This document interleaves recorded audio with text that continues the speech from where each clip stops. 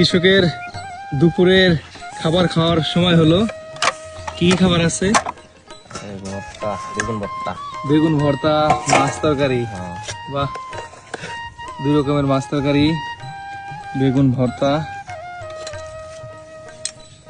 দুপুরবেলা এখানে ধান কাটা হচ্ছে আর খাবার খাওয়া হবে। লেবু নিয়ে আসা হয়েছে, গরম গরম তরকারি আর গরম গরম ভাত।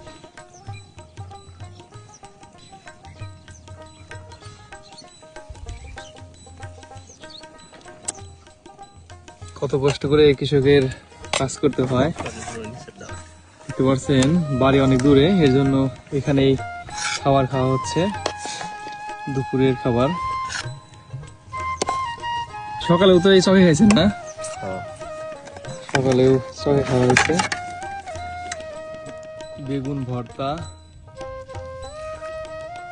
চকের খাবার কিন্তু অন্যরকম একটা মজা আছে।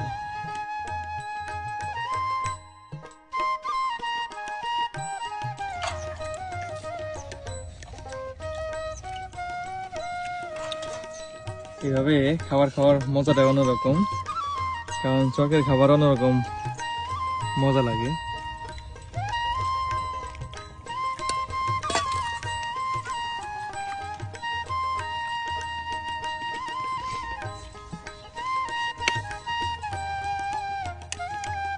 মাছ তরকারি বেগুন দিয়ে রান্না হয়েছে।